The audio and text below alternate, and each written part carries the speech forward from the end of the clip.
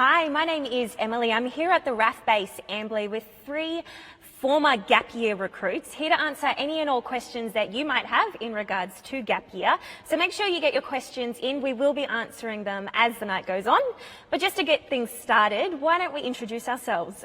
Tell us who you are, what job you did within gap year and what you're up to now. Thanks, Emily. My name's Travis Rosario, so I'm currently in Airbase Protection and Security. Last year I did the Gap Year program, so in 2017, and I did the same job role, so Airbase Protection and Security, and based at RAF Base Amberley. My name is Emily Close. I joined April 2016. I stayed on as a bosun's mate, and I'm currently at HMAS Waterhen in Sydney. My name's Harry de Bomford. I joined the Gap Year as a rifleman, infantry. I ended up call transferring to RAOC as a warehouse assistant, formerly known as a quartermaster, and I'm posted at 89 RAR in Gallipoli Barracks. Wonderful. And where exactly are we, Travis? So we're at RAF Base Amberley at the moment. This is the RAF Base Amberley's flying club hangar. So especially in the Air Force and even around RAF Base Amberley, we have a lot of clubs and sports you can join. And this is just one of the facilities that RAF Base Amberley has to offer. Cool. So what exactly is ADF Gap Year, and why did you choose Gap Year over perhaps some other pathways? Yeah, great. So in my opinion, Air Force Gap Year is a great way to join the Air Force. So instead of joining a job role that you may not be too sure about, you're joining just for that period of time, so 6 months at a time, and you get a holistic understanding of all the job roles within security for Airbase Protection and Security, and then you can make an informed decision as to where you want to go. For me, I chose to join via the Gap Year pathway because it's a great way to enter people who are going through the same stage of life as you are. So we're either out of uni or straight out of school, roughly the same age bracket, so it's the same interests, and you build lifelong friends. I mean, it's a very easy way of coming into the Air Force. The training is all still the same, but you integrate it quite well. Yeah, cool.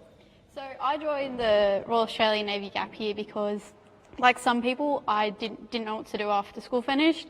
Wasn't quite sure where I wanted to go or what career I wanted to pursue.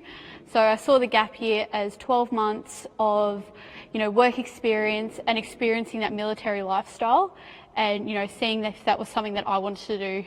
So I joined straight out of school. I joined straight out of high school, so straight from year 12 straight into Kapuka.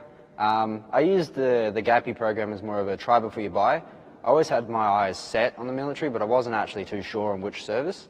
So by using the Gap Year, I guarantee myself that after 12 months I could leave and then essentially go into any of the other services or think, no, this isn't for me, and go to something else. Cool. And whereas we do have members here from all three services, it is worth noting that if you were looking to put in a new application for Navy Gap Year, applications are now closed. Active applicants are still right to go, but if you're looking at putting in a new application, you might want to check out your options for Air Force or Army. You can have a look at the Defence Jobs website for more info for that. Emily, Navy Gap Year does work a little differently to Army and Air Force. Can you tell us a little bit about that? Yeah, so the Navy Gap Year is actually as you said, quite different.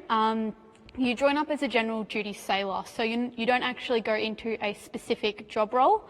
So you do your 11 weeks of recruit school, you come out of recruit school, you do a 2-week tour, so you actually get to see bases across the country, what they specialise in. From there you do a sea phase, so you actually go on board one of the Navy ships for, it could be a few weeks, it could be a couple months, and you get to experience firsthand what the engineers do on board, what the bosuns do, what the chefs do. You get a real good understanding of if that's something that you really want to do. And then you do work experience at a base that you put a preference in for. So for me it was HMAS Albatross, so I got to learn a lot about aviation, and you get to go somewhere where you eventually want to end up signing on and end up wanting to go. Cool.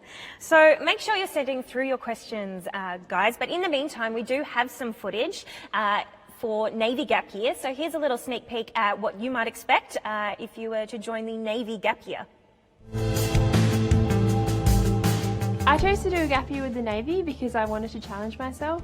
The Navy offers so much more than your average civilian job. Yeah, I just sort of jumped straight in and had a crack at it. I just decided to do the gap year just to figure out what life was like in the Navy and ultimately pick a career for myself. It's like a family. You live with each other all the time. You do all these activities together. You go through everything together. One of my biggest surprises was definitely how much I can handle both physically, mentally, emotionally. You get it all here. It was nothing like I'd expected, but I didn't really think I'd get this far, learn so much already. I think one of the hardest things was being pushed physically to the breaking point almost at times, and having that resilience to push through. All your muscles are sore, you're exhausted. I've got so much more that I thought I would have got, like a lot of mateship, a lot of learning experiences and things that I never would have expected. I've been tear gassed, I've shot a weapon, I've fought fire and flood. I've been in situations that I never thought I'd be in. I've been under stress and pressure, but also had so many highs and lows. It's just been amazing already, and I met so many people.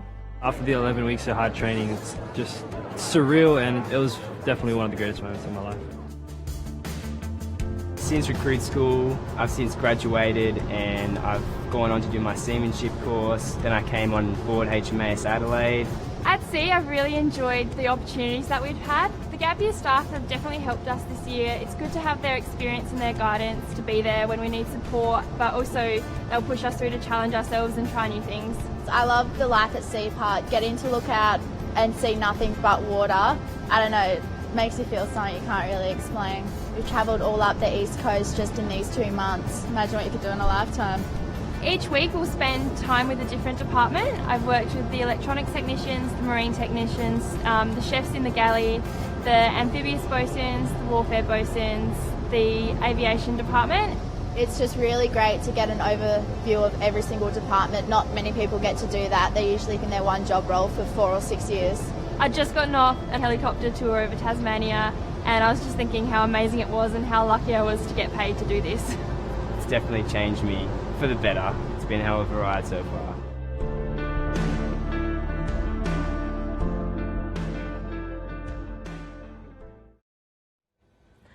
All right, welcome back. Make sure you're sending through your questions. Now we'll jump straight into them. Now Poppy has asked, is the recruiting process an easy process? Who'd like to tackle that one? Yeah, I'll do that. So it's just like, say, you're entering any other sort of RAF job or any defence job, but because gap year is such a popular choice for a lot of people either coming out of school or who want a break from university, it is quite competitive. However, if you've got your application sorted and you're wanting to join, you've got to be in it to win it, sort of thing. So it is doable, and it's an extremely doable process. It's a very competitive process, but if you want it and you work towards it, it's not unachievable, as you can see here. So. And how long did each of your applications take before enlistment? So it varies. It just depends what the Air Force's objectives and criteria are on at the moment. I know some people who've taken a lot longer. You know, my personal experience was from application into turnaround. So having the interview, it was 14 days. So it was 2 weeks. But other 14 people, days? 14 days, yeah. I guess Air Force were, screaming for applicants for physical security. But, I don't know what your guys' experiences, if they differ. Mine was a little bit longer. Mine was a bit longer than that. So mine was about 14 months from my U session to my enlistment date. Yep. So mine was a bit lengthy amount of time, but that was pretty much.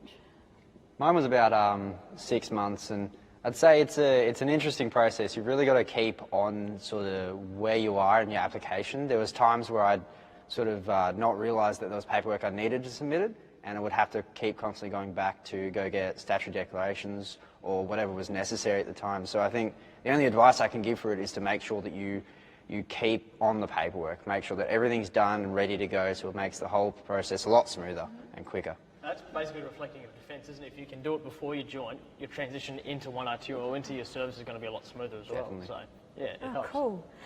Georgia has asked, are you guaranteed a job after gap year? So we've spoken to the gap year coordinators for Air Force. You guys could probably answer for Army and Navy. So the gap year program, it's marketed as just a 12-month program. So you join in, you're doing your same basic training and your skills training as any other member in defence. However, you're not guaranteed a job after. So it is performance-based, basically. If there are spots, or Air Force has, or Navy and Army have spots after, you can branch into those spots. Members of my course have been offered positions at ADFA, so Australian Defence Force Academy, and they've taken it up. They're loving their time.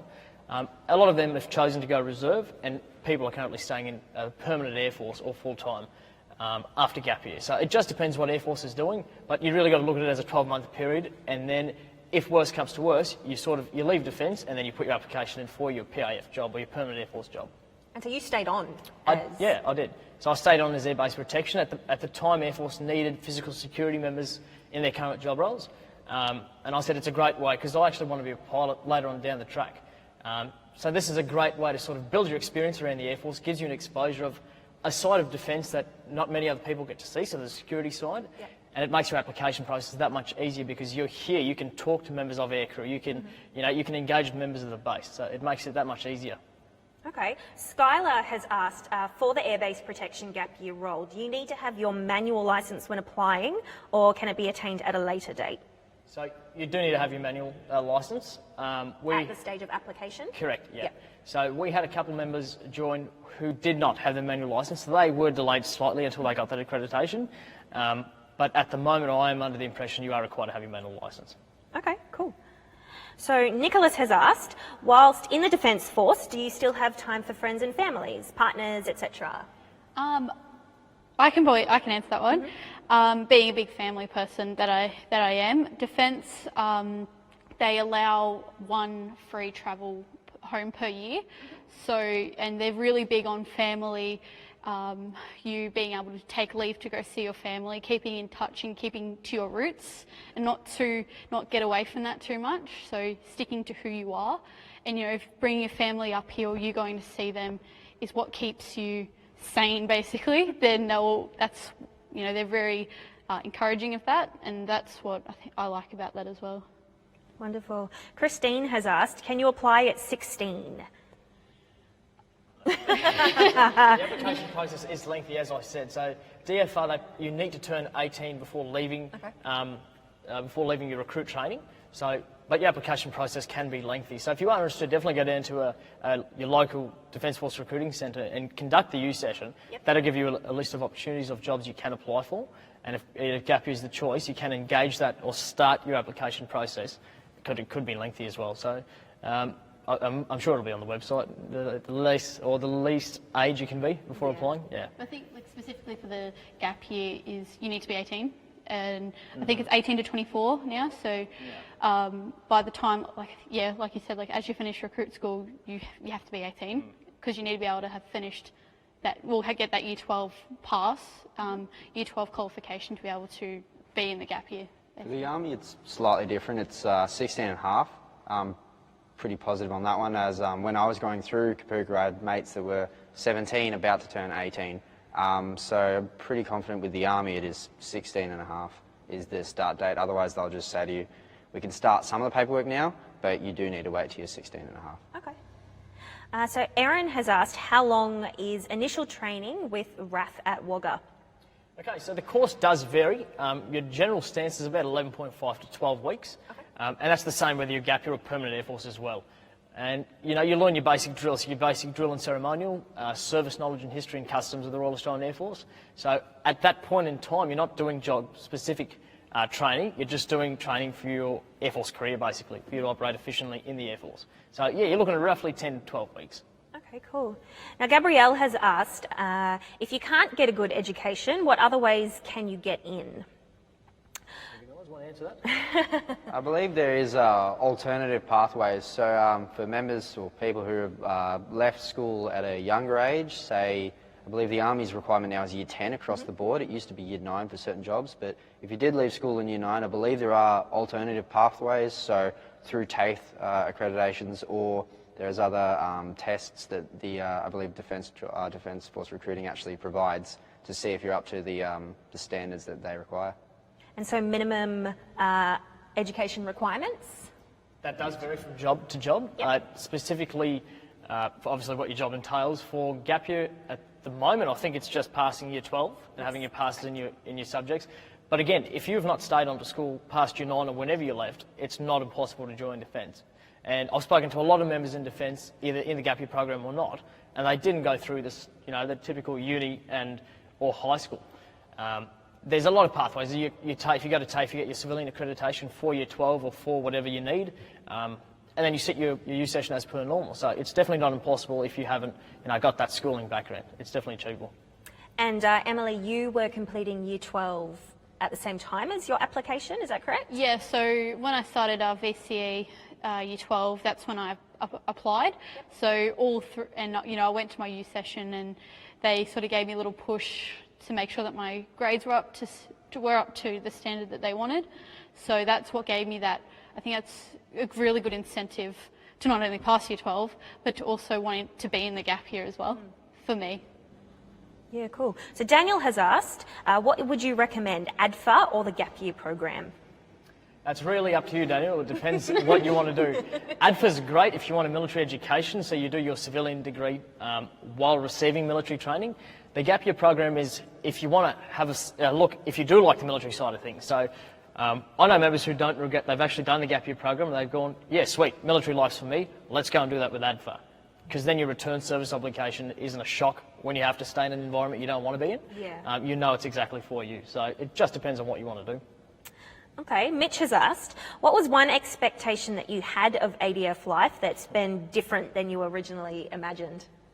Ooh, that's a good one. The tempo of work I expected, especially in training, I expected it to be a lot more, I guess, like the movies. Like, you know, the drop and give me 20 sort of stuff. I expected that, and it was a lot more, it still was reasonably in your face, but it wasn't necessarily hardcore, I guess. But no, that was probably the only thing, the tempo of life. I expected it to be quite difficult, and with my mates all around me, we all got through it, and it was quite enjoyable at the end. Yeah, I definitely think, you know, everyone's seen the movie Full Metal Jacket, and the expectation is that you come in from day dot. There is an element of that. Obviously, the instructors are there to put the pressure on you to see if you can cope. But with the way with defence is going with the 5th generation Air Force and everything's technologically advanced, they want you to be able to think for yourselves, to make command decisions without just being sort of a robot and told what to do. So the ability to think for yourself is what Air Force, or throughout the Defence Force, they preach on. So that's why they go, right, this is what you need to do, these are your guidelines, how you get from A to B, it's up to you. And that's, you know, that's a pretty good environment to work for. Yeah. And Emily, joining Navy gap year, I guess, where you go in without a specific job role, did any job roles catch you by surprise? Having a look at a lot of the technical sort of engineering roles, they sort of were a little bit interesting as well, you know, seeing what they all do. But I sort of, like, I saw bosun straight away, and that's what I knew I wanted to be. So I started my application process to transfer quite early. You know, seeing a lot of the aviation side of the Navy, like we all very familiar with the Air Force and stuff, and what they do, but the Navy does quite similar as well. So just seeing how they contribute to the Navy and stuff in an aviation way, I thought was very surprising for me. Yeah, cool. Okay, Hayley has asked, what sort of qualifications can I get out of doing a gap year? And are there any that are recognised as civilian? Now, Harry and Jade actually had a chat about that yesterday. They were at the Gallipoli barracks in Harry's work environment at the warehouse, and they had a chat about that. So why don't we have a look at that? So tell us a little bit about where we are and run me through the average day of a warehouse assistant during gap year. So right now we're in 89 RER's main Q store, which is essentially my warehouse. Day to day, I'll come into work at 0700 to form up on parade at 0720. From there we'll get our names marked off the roll and we'll branch off to do PT, whether that's individual PT, so we'll go to the gym workout, or organised PT. From there we'll cut away and come back to work at about 9 to 9:30 to then open the warehouse to the companies. The companies will come in up until 12, asking for whatever they need, anywhere from general stores up into very specific things like ration packs and other stores. Then after 12, we'll go to lunch, come back from lunch, and we'll essentially close the warehouse off. From there, we'll generally deal with our own sort of situation, recalibrate the warehouse, get it back to working order, and then prepare for the next day. So we're here with all this equipment. Tell me a little bit about what qualifications and training that you need in order to work with all of it. So during my 3 months at Army School of Ordnance, I was given my forklift ticket, being a civilian accreditation, which can be obviously later used when I leave the military. Other things that they promoted were mass exposure into logistics systems like MILIS. In the civilian world, they don't necessarily use MILIS. However, later on in my career, I'll be given other vehicle accreditations, being the 40 mic as well as G-Wagon, which can branch off and give exposure into semi-trailers and whatnot. Fantastic. Well, it sounds like you've got a really important job in the Army. Obviously, with that, you'd have to interact with a lot of different people within the military. Tell me a little bit about how that might boost your confidence and your communication skills. So yeah, my confidence while being in the military has been boosted extremely.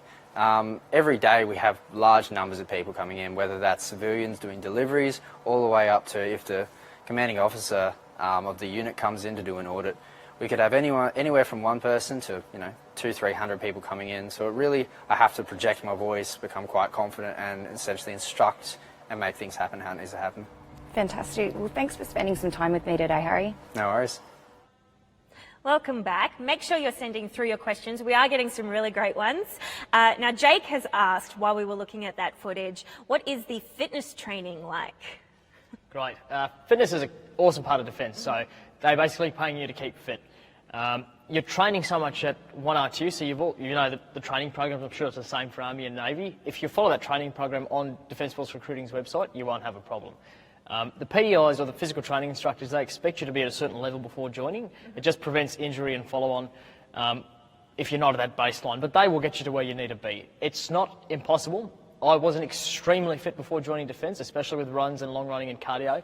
But if I can get through it, and it's very manageable, and it just becomes part of your daily routine, keeping up your fitness. So I enjoyed it. I don't know if Army or Navy's experience is varied. No, I think for me, like finding out like what you have, like the minimum standard is, I sort of push myself above the minimum standards. So, I worked on all different, upper body, just everything to prepare me for not only the initial PFT, but for recruit school, and to know that I'm somewhat sort of fit, because I wasn't before I joined. So I sort of made a standard for myself, and made sure that I kept above that standard. As I said in the cutaway for me, we do in the Army, we do PT absolutely every morning. It's extremely important in the Army's ethos for us to be fit, not only just for the combat roles, for everybody. There's an extremely wide array of sports that the Army now provides. Like recently, within the last few years, the Army's opened up to martial arts. So I actually take part in my own 7 Brigades martial art club, being the Integrated Combat Club. In that, we do all sorts of different martial arts, from Muay Thai to Brazilian Jiu-Jitsu, even to hand-to-hand combat training that is being used throughout the regiments. It's quite good. There's also other aspects, like every Thursday most units will go do sportos, so whether or not that's playing football within your own platoon or with other platoons, to playing netball for PT, and it's quite obvious that PT and sport is extremely integrated with the Army. It's an everyday occurrence. Okay. That's great. Yeah, the good thing about the fitness sessions, going through basic training, because that's probably the most high intensity fitness sessions you'll do, you won't be able to do them by yourself, hands down. But, working as part of a team, and, your snot's coming out of your nose, you're crying, your mates, moaning, but exactly. But doing it as a team and getting through it, that's probably one of the most rewarding experiences, and you're relying on each other, a lot. And that's what makes it rewarding, that's what makes it achievable. So you definitely, it's plausible to get through it. Awesome. All right, Brett has asked, how many hours a week do you work during a gap year role? So tell us a bit about your hours, I guess. It's the exact same as everyone else. So within the Q store, it's everyone starts work at 0700, and we generally finish at about 1600, so 4 o'clock. So that's at the warehouse? At the warehouse, yep. It'll all depend. In my role, we do a lot of work at the barracks, not so much outfield, in preparation for things. So if we're going outfield the next week and we've got a bit of a backlog with whatever it is, general stores or whatever is required, we will have to work later on in the day or come in earlier. But the general working day for me is about 8 hours. I'm pretty sure it's regularly about 8 hours defence-wide, and 5 days a week, obviously, rarely being called in on weekends. What about you guys? No, it's the same as Navy is 7:30 to 4. But the good news is you get your weekends, so the weekends are yours. So you just work the Monday to Friday, and then the weekend you can, depending if you're in a different state, you can go off and do different things. So it's completely your own time. So in security forces, obviously security doesn't stop, so it's 24/7. We have it manned. So you will be expected to come in on weekends, weekdays, Christmas, Easter, all that sort of stuff, but it's manageable. Yep. It's how we structure it. It's the same, so it's exactly the same as any other PAF or Permanent Air Force member for the Air-Based Protection Gap Year program. So you'll work your days on, but you also have the exact same amount of days off. So, for example, let's say if you work 3 days on, you're going to have 3 days off or 2 days off. The good thing about that is, we talked about it before as well, the work-life balance. You can just be a civvy again in those 2 days. So you can go for your camping, your fishing, your hiking, do whatever you want, but then you come back to work. So that makes it a bit more cheap, a bit more manageable. Yeah, so, cool. Yeah. So Jess has asked, can you live off base during the gap year program? For Navy, when I went through, you had to live on base, so they had to, because there's a lot of, to live off base, there's more paperwork involved, so they sort of like you to sort of get that on base experience by living on there, and just like that's becoming your home for the 9 months or however long that you're there for. With the Army, it's they in my unit in particular, and most other units, they try to keep you fresh out of your IETs on the battalion for 12 months.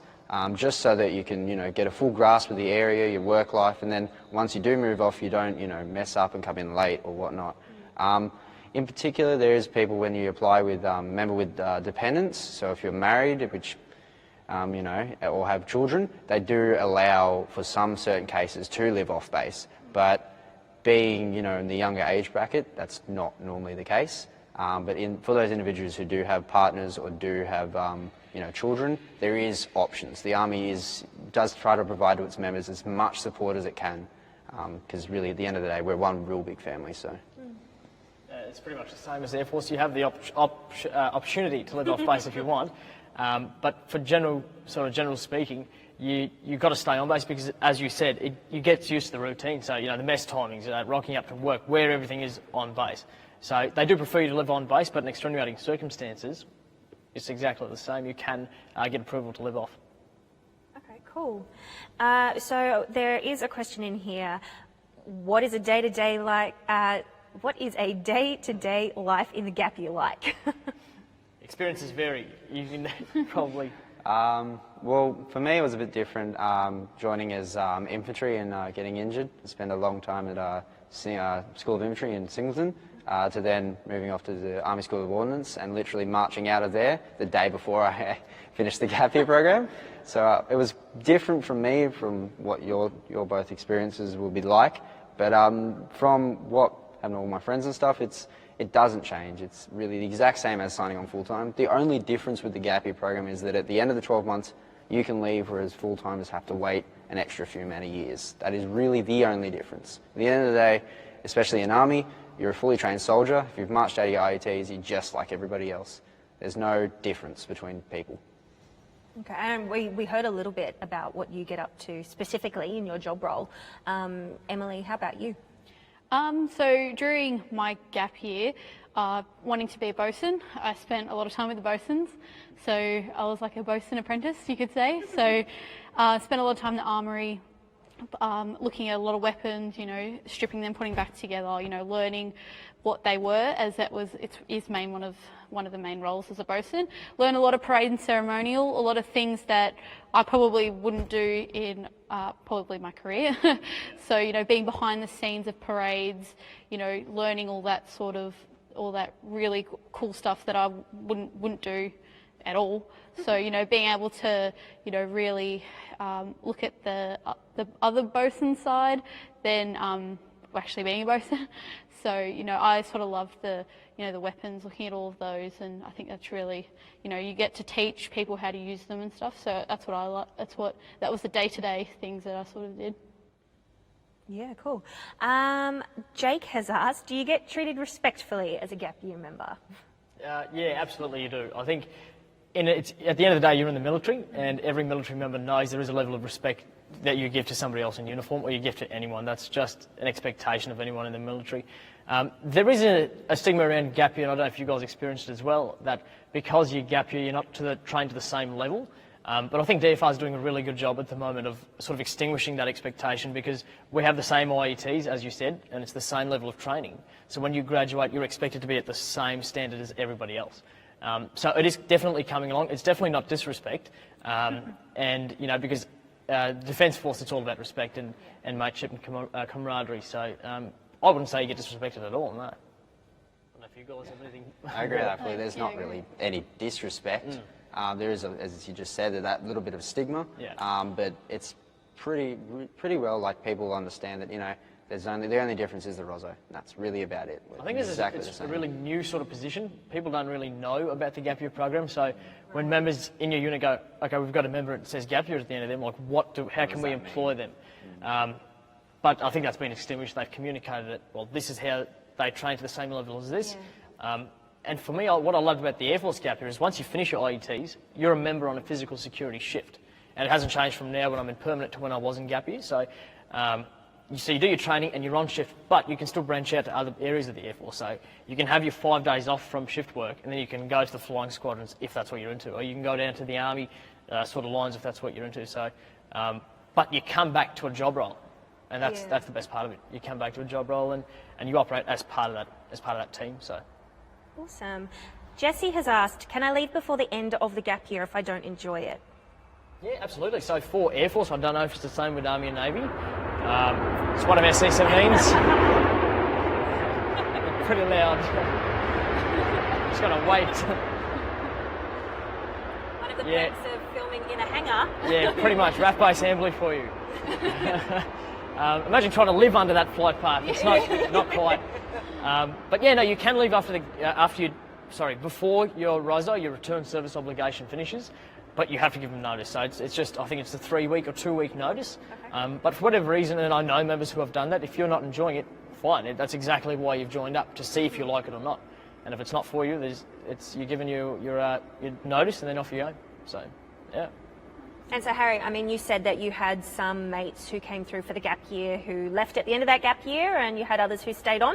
Yeah, so in my platoon at Kapurka, we were pretty much all the same job. We had about 50 members who were joining infantry and about 10 that went RAMI. The 10 went RAMI were all aeronautical technicians, so they were all obviously full-time, as that's a large part of the military. With the infantry, we were all gap years, and I've had mates that, they left prematurely, so they got through a bit of Kapurka and said, no, this isn't for me. They put in that request to leave, and after 21 days, they were back home with their families. There's no problem with that. It's not for everyone, and that is one of the benefits, I believe, with the gap year. I don't know for sure that in full time that they can leave at that little notice. I'm not sure about that, but definitely with that. And I've had with the guys that did stay on, and whatnot, I've had mates that went, you know what, I've saved up all this money and I want to go study, and all those two members actually are coming back to the military, but they want to have a university accreditation behind them. So they've taken the money and sort of ran with it and now paid off, 3/4 to all of their degree already. And that's one of the major pushing points, I believe, DFR pushes, which is that you will have this large amount of money and that you can use it straight away. They don't withhold anything from you. Okay. Now, Brett has asked, does the ADF supply cooked meals during the week? Yes, absolutely. I just wait for this. It's pretty cool. You're right near your aircraft, especially if you like planes and stuff like that. The aircraft is essentially right outside the hangar door.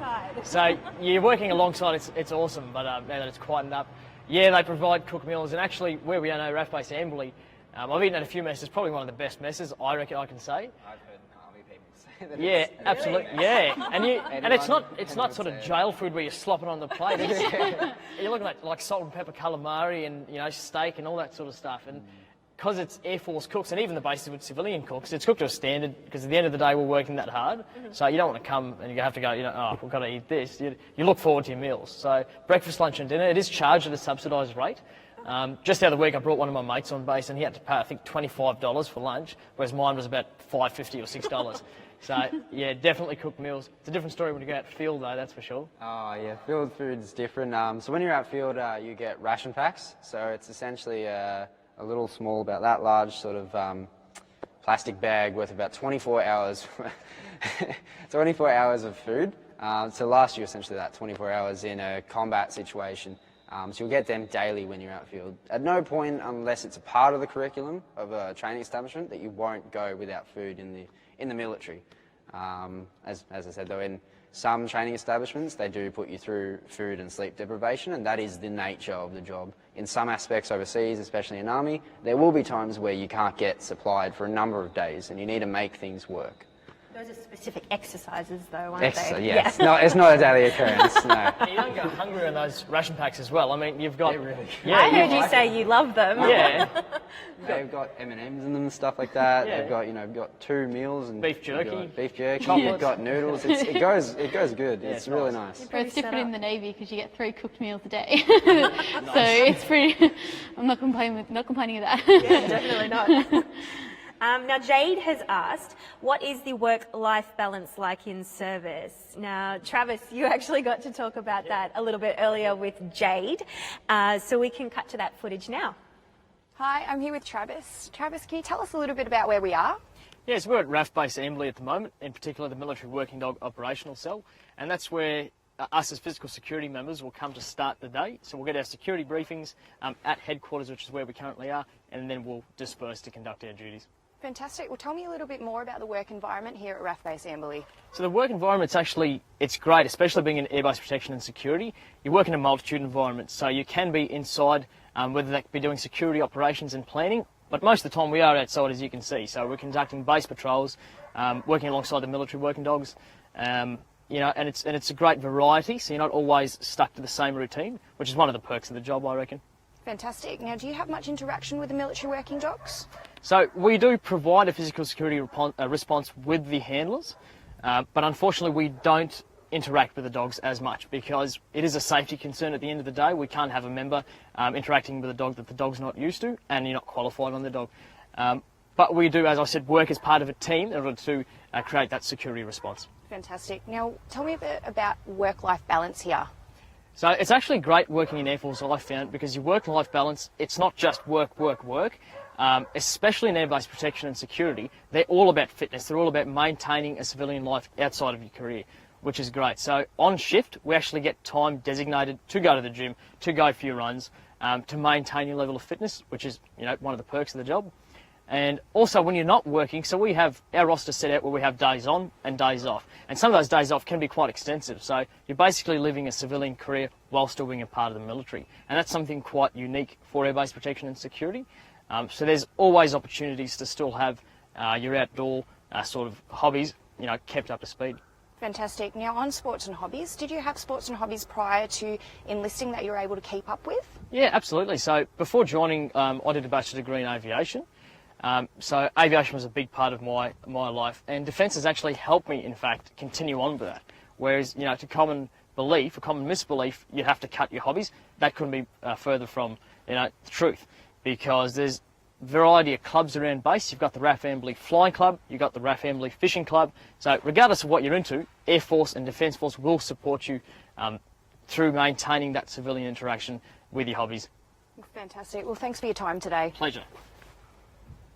All right, welcome back. Make sure you're sending through your questions, guys. We're getting some really good ones, including why Travis is in green if you're meant to be in the Air Force. Yeah, that's right. So you probably know Air Force has gone to the general purpose uniform, which is the blue uniform. Yes. However, for ground defence and security forces, which is what our job role comes under, it's easily identifiable by wearing the green as well. So this is what we issued, and this is what our everyday roles are. So you can probably see this. I've got my soldier combat ensemble with me as well.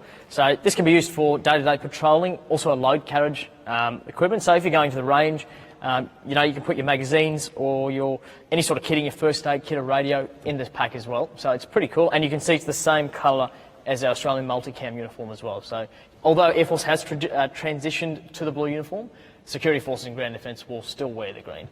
And so do you wear that for your whole shift? It looks heavy. Yeah, so for most times we will wear it, especially on operations. I know for deployment overseas, all members will be wearing this because it has its operational purposes. On shift, however, if we're responding to a situation that dictates us carrying a certain equipment, then we will put this on to aid us with that carriage. Otherwise, you carry too many things in your hand, you start losing things. So, fair enough. Absolutely. So Reese has asked, what's it like being a bosun's mate? He looks to have applied and he's waiting for an enlistment date. So I've been a bosun's mate for probably about 9 months now, so still relatively new, still fresh. But I really enjoy it. You do a lot of your seamanship, So a lot of line handling, and a lot of when ship comes alongside and leaves the berth, you're working the lines. When you're doing refueling at sea, that's your main job. Also looking at weapons all the time. Sort of familiarising yourself, constantly keeping up with how it works. How to maintain it and all that. So I love being a bosun's mate.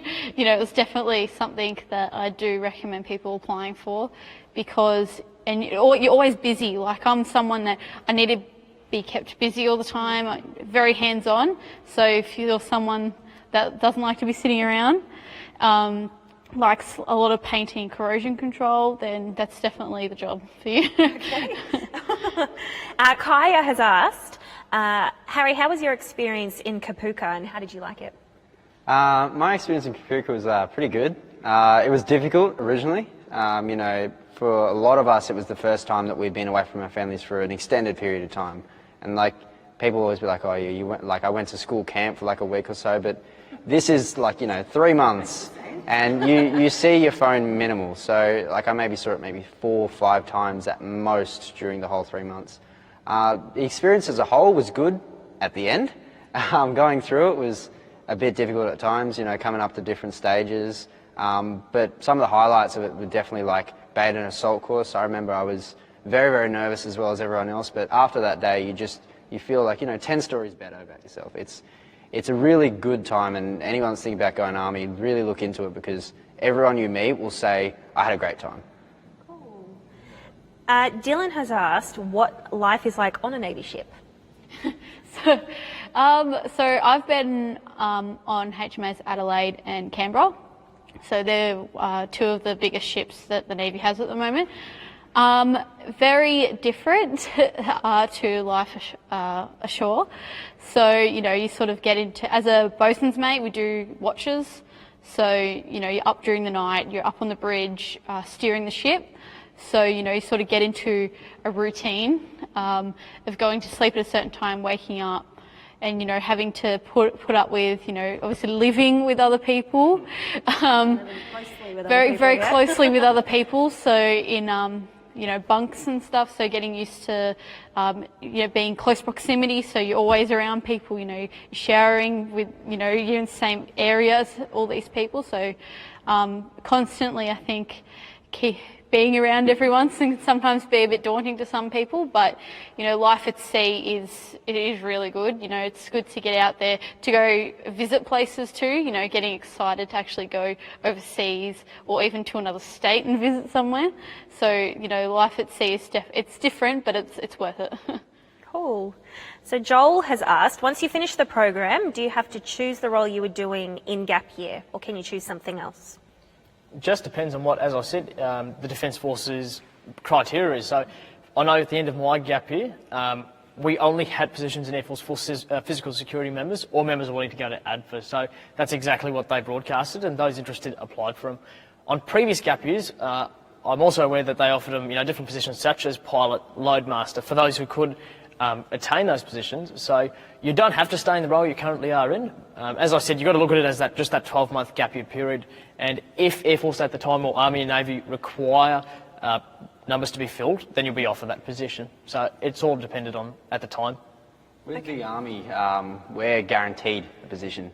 So after the completion of your initial employment training, your IETs, by the end of the year, they will just ask if you'd like to stay or not. There won't be any of that situation where there's, sorry, we don't have the positions, this is the job you need to go to now. That's kind of the difference between my service and your service, is that the job you signed up for, there's going to be a position. They're expecting you to finish and essentially stay on. You can transfer later on, once you're in a battalion, but you can't transfer initially through your basic training in Kapuka. As in your IETs you can, but it is a lengthy process. But essentially, as I was saying, the Army, you're guaranteed a position at the end of your training and at the end of the year. Cool. And so, Harry, what's it like coming from a military family and now being a part of the wider defence family? It's all right. I mean, my father being Navy for quite a long time, my sister being Army, grandfather and cousins and whatnot. That's essentially why I had my eyes set on the military. I understood how good of a lifestyle it was, the opportunities it gave you, the negativities as well, but the opportunities, as you guys would say, would outweigh the negativities exponentially. It's a really good lifestyle. There's people who know my family members and whatnot, but at the end of the day, it's an awesome job. Cool. Brianna's asked, if you partake in an Army gap year for a particular role, such as the gap year air defence operator, do you have to stay in that role following on from gap year? That's a big one, and that is actually another job that we do have available at the moment with Army gap year, is the air defence operator. We actually spoke with Jess yesterday while we were at the Gallipoli barracks. Jade had a chat to her about that job and about her experience within the gap year. So let's have a look at that. Hi Jess, tell me a little bit about your role as air defence operator. So I'm based in Adelaide at 16 ALR, and I work with the RBS-70, which is a ground-to-air missile system, and radars, and we detect enemy aircraft and protect the ground forces. Awesome, and you didn't sign up for the gap year straight out of high school, did you? No, I didn't. I was at uni for a year, and then I decided I wasn't really loving it, so I looked into the gap year and I thought it would be a great experience to challenge myself and learn some new skills. Tell me a little bit about your typical work environment and also who you work with. So in the barracks environment, we do basic maintenance on the RBS-70, so that includes the sight, stand and missile.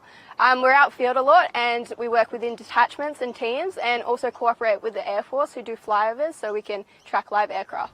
Awesome. Now, what advice would you give to someone who's also looking at applying for the air defence operator gap year? I think if you're interested in learning about aircraft, you like the outdoors and you want a hands-on role, it's definitely something you should look into. And what would be your highlight of the gap year? Highlight for me is definitely all the friendships you've made. It sounds cliche, but they actually are like your family. You spend so much time with them and you go through a lot of challenges, so it's a really great experience. Yeah, great. Well, thanks for talking to me today, Jess. Thank you.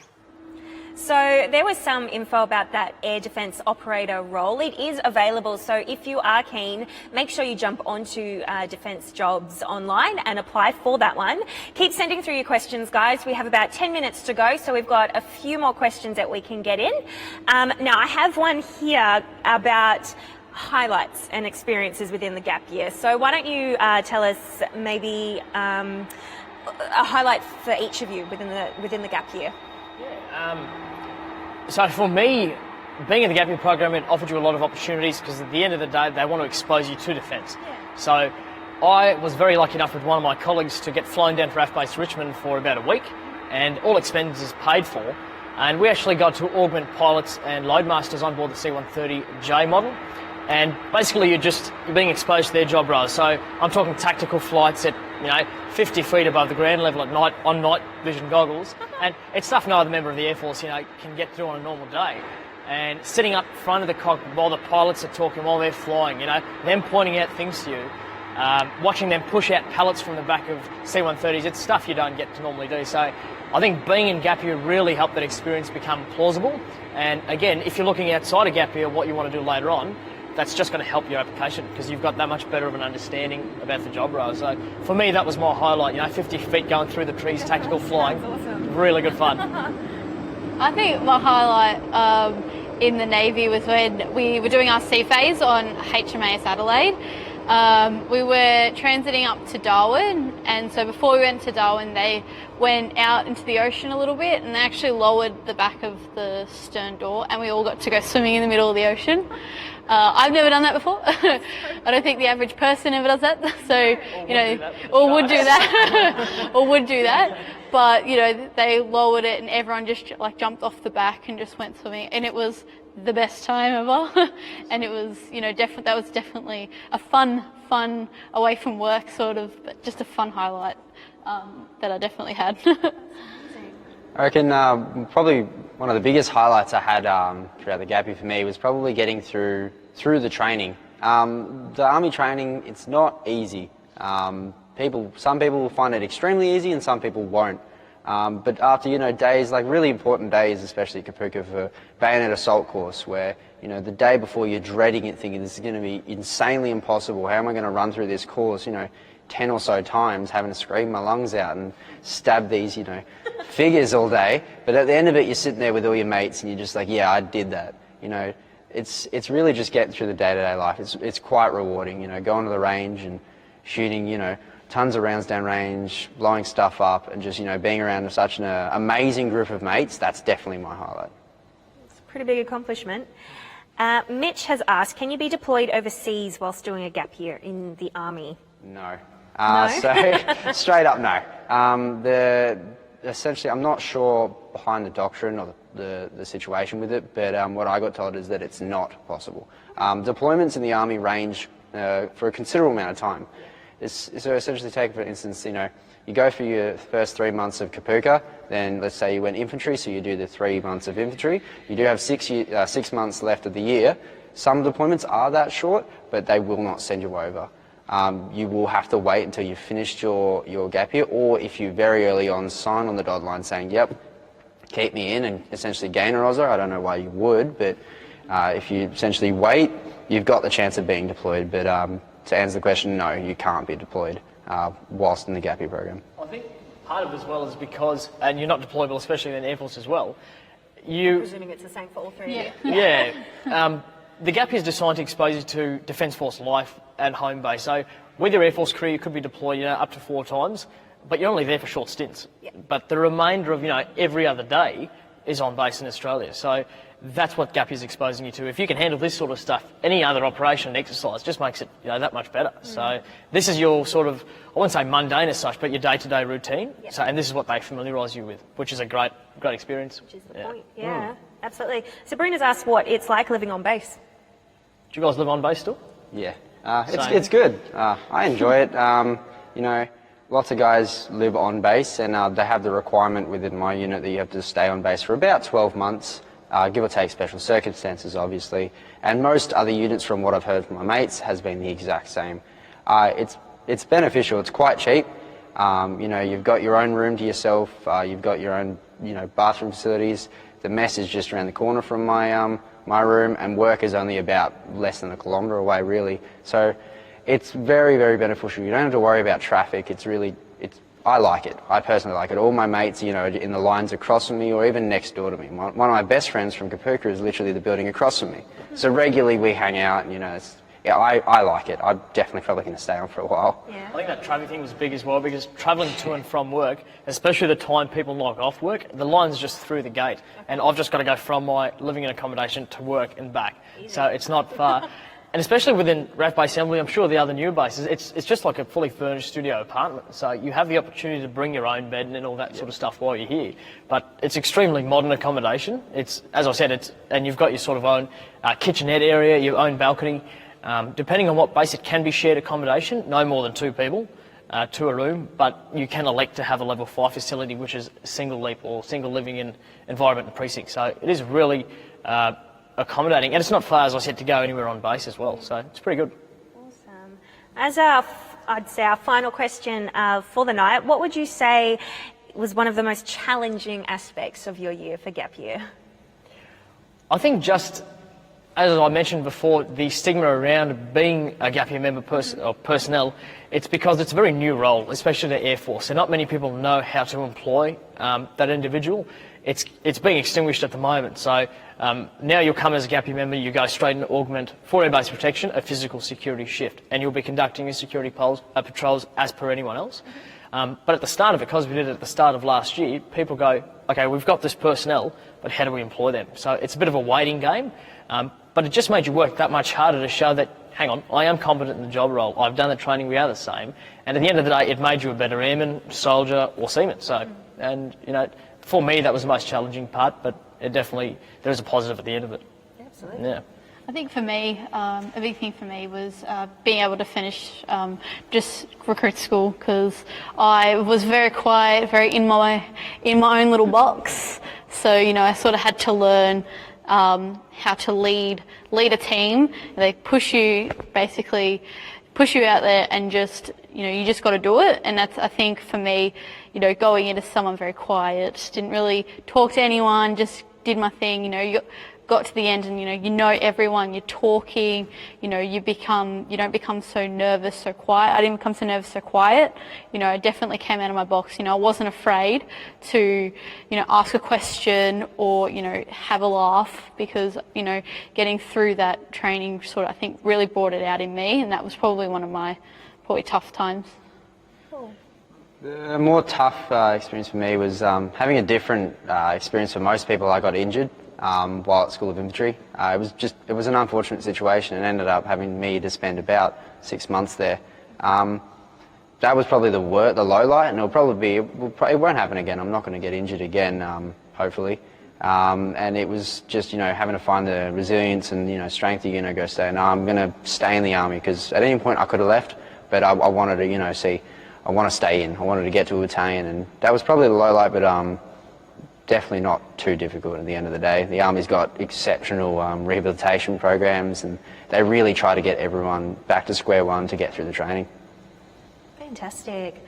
All right, well, thank you so much for sending in your question, guys, and thank you so much for answering them tonight. We've only had a little bit of noise in the background to help us out. So we do have to wrap up now. Positions for gap year, they're filling up fast, guys, so if you are looking to make an application, make sure you get on that ASAP. Apply so you don't miss out, okay? You can jump on our website to apply, so that's Defence Jobs. Join us next time. We'll be coming in live from the Wings over Illawarra air show. So thank you so much, guys. Good night.